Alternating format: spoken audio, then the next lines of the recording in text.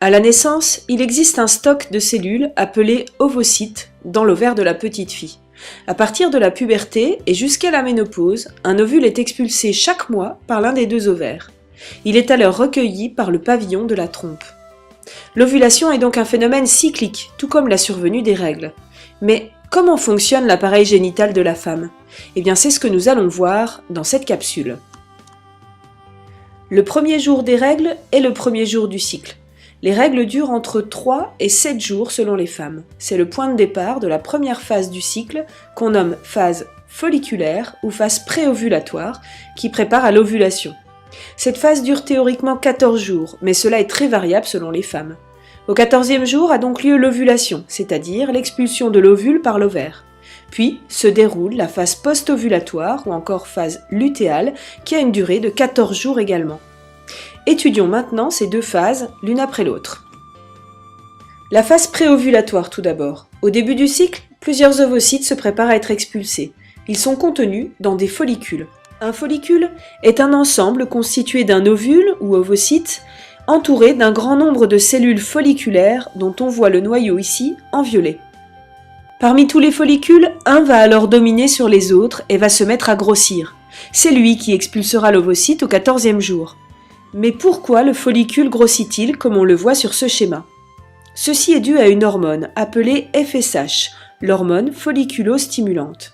Celle-ci est fabriquée par l'hypophyse, qui est une petite glande située ici à la base du cerveau.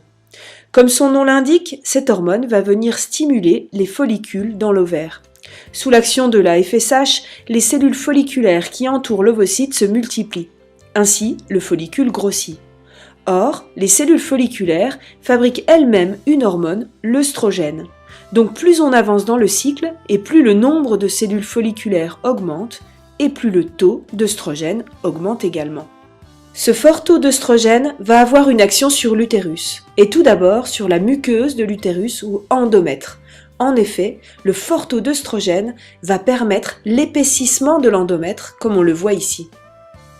L'œstrogène agit également sur le col de l'utérus. En effet, le col de l'utérus fabrique une substance qu'on appelle la glaire cervicale. Cette glaire cervicale est très dense et elle obstrue le col pendant tout le cycle, empêchant ainsi le passage des spermatozoïdes. Mais lorsque le taux d'œstrogène est fort, le maillage de la glaire cervicale se relâche et permet ainsi le passage des spermatozoïdes. Vous voyez donc que le follicule lui-même envoie des messages à l'utérus et au col de l'utérus pour donner des informations sur son stade de croissance. Ainsi, l'utérus sera prêt à recevoir un éventuel embryon s'il y a fécondation de l'ovule par un spermatozoïde. Cela va même plus loin, puisque quand le follicule est suffisamment gros, le taux d'œstrogène qu'il sécrète est fort. Or, un fort taux d'œstrogène provoque ce qu'on appelle un rétrocontrôle positif sur l'hypophyse. Ceci entraîne alors une forte libération d'une nouvelle hormone appelée la LH. Or, un fort taux de LH dans le sang entraîne la rupture du follicule et donc l'ovulation. L'ovule entre alors dans la trompe où il sera peut-être fécondé s'il y a un rapport sexuel.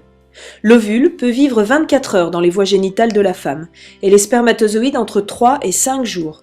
Si l'ovule est fécondé, il deviendra une cellule œuf, puis un embryon qui mettra 1 semaine avant de venir s'installer dans l'utérus. Mais que se passe-t-il au cours de cette semaine? Tout d'abord, les cellules folliculaires qui sont restées dans l'ovaire vont sous l'action de l'hormone envoyée par l'hypophyse, qu'on appelle la LH, se transformer en cellules lutéales pour former un ensemble qu'on appelle le corps jaune. C'est pour cette raison que la LH est appelée hormone lutéinisante. Ces cellules lutéales du corps jaune vont alors sécréter de l'œstradiol et une nouvelle hormone, de la progestérone. La progestérone va agir sur l'endomètre pour augmenter la vascularisation et l'apparition de glandes.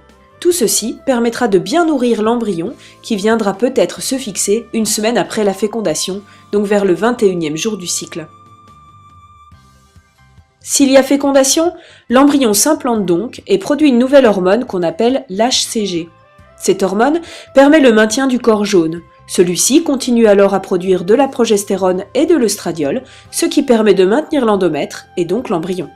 Après 3 mois de grossesse, ce sera le placenta qui viendra petit à petit remplacer le corps jaune en produisant lui-même la progestérone. Mais s'il n'y a pas fécondation, le corps jaune s'atrophie, alors le taux d'hormones chute, ce qui provoque l'élimination de l'endomètre et donc les règles. Ce faible taux d'hormones entraîne alors la sécrétion de FSH par l'hypophyse et un nouveau cycle peut alors débuter. Reprenons les différentes étapes en les suivant sur des graphiques qui représentent l'évolution du taux des hormones sécrétées par l'hypophyse et l'évolution du taux des hormones sécrétées par les ovaires au cours du cycle. De 0 à 14 jours, on observe que l'hypophyse sécrète de la FSH. Cet FSH vient agir sur les ovaires pour permettre la croissance des follicules. Les cellules folliculaires vont alors se multiplier et fabriquer de plus en plus d'œstrogènes. L'œstrogène permet alors la croissance de l'endomètre au niveau de l'utérus.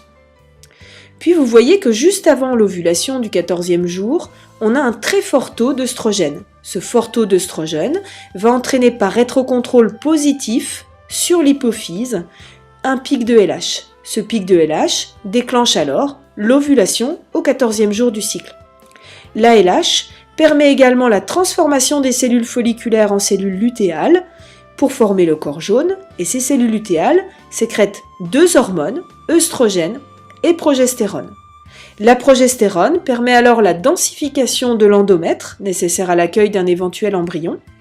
Ensuite, s'il n'y a pas fécondation, le corps jaune disparaît, les hormones ne sont alors plus sécrétées, et la chute des hormones entraîne le non-maintien de l'endomètre et donc l'apparition des règles. Par contre, s'il y a fécondation, l'embryon produit une nouvelle hormone, l'HCG, qui permet de maintenir le corps jaune, donc de maintenir la sécrétion des hormones, et donc de maintenir l'endomètre.